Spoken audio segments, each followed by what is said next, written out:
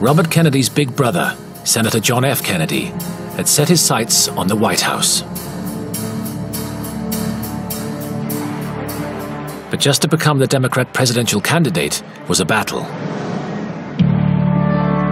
A Boston Irish Catholic couldn't get elected to anything in staunchly Protestant states of 60s America like Wisconsin and West Virginia. The wealthy Kennedy clan would have to buy support in these key primary elections, so they reached out to an influential family friend for help. Frank Sinatra.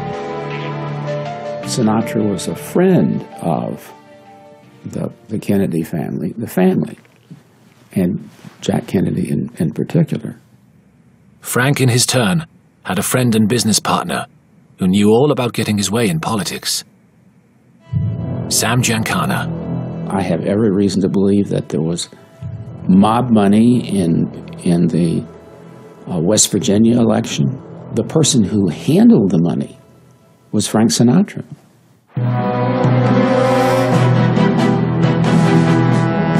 Before voters went to the polls, Giancana sent one of his men to spread $50,000 around West Virginia. He sweetened local politicians with new office furniture and paid bar owners to keep Sinatra's campaign song, High Hopes, playing on jukeboxes across the state.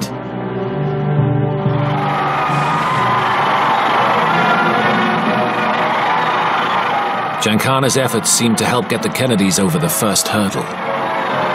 John F. Kennedy became the Democrat candidate to run for president. But an even bigger challenge lay ahead.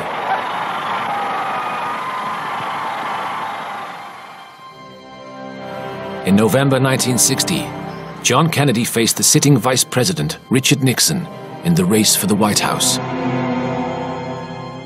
The election was too close to call. Pundits were saying that whoever won the state of Illinois would win the presidency. And the key to Illinois was Sam Giancana's backyard, Chicago.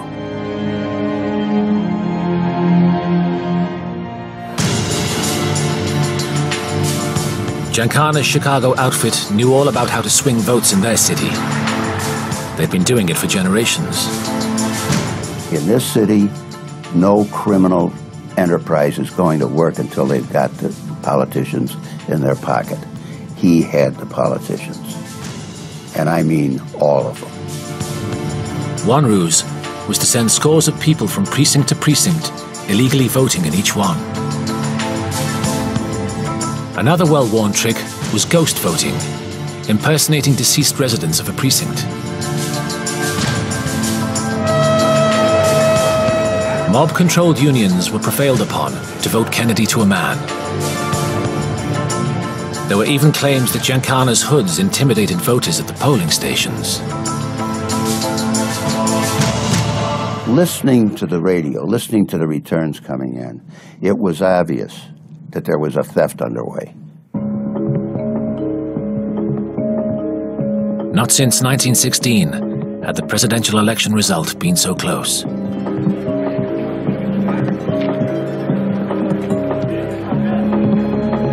Kennedy beat Nixon by just 0.1%.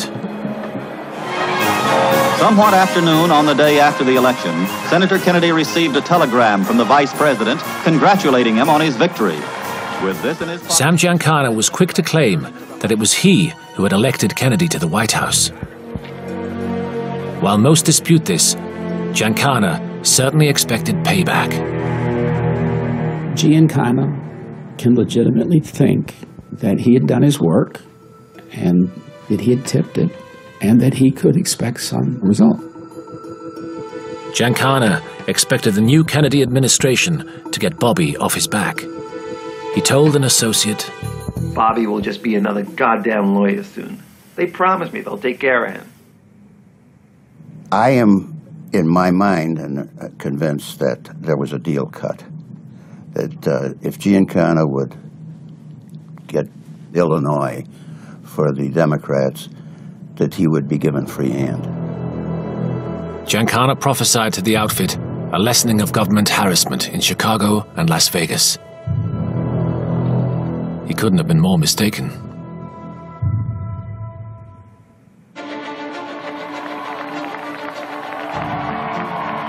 New President John F. Kennedy appointed his brother, Bobby, to the government post of Attorney General.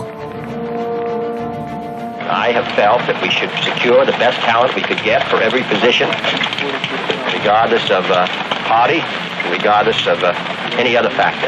This test has been applied, and it's been applied in this case. Far from being just another lawyer, as Attorney General, the fanatical mob-chasing Robert Kennedy was now the country's top law enforcement officer. It was a shock for Giancana and the Chicago outfit. The last thing they thought was they would get Robert Kennedy as the Attorney General. Anybody but Robert Kennedy. That was a surprise. Bobby Kennedy, now in charge of the Department of Justice and the FBI, declared war on the Mafia.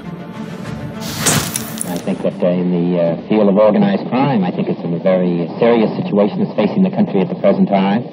I think a lot of steps can be taken in order to deal with the problem. I think it's gotten much more serious over the period of the last 10 years. Giancana cursed at the sight of the Attorney General and fumed at the very mention of the Kennedy name. To him, Bobby Kennedy's war on organized crime was a betrayal.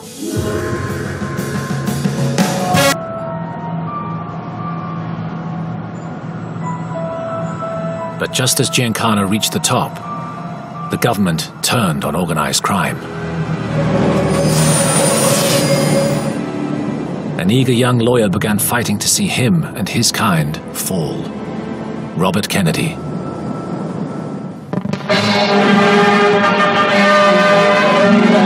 The nation's underworld gets the unwelcome spotlight of publicity as the Senate's Investigations Subcommittee begins new hearings on crime. Arkansas Senator McClellan... The Senate Labor Rackets Committee was investigating mafia corruption of the trade unions. Robert Kennedy, as chief legal counsel, made a name for himself by questioning witness after witness about their mob connections.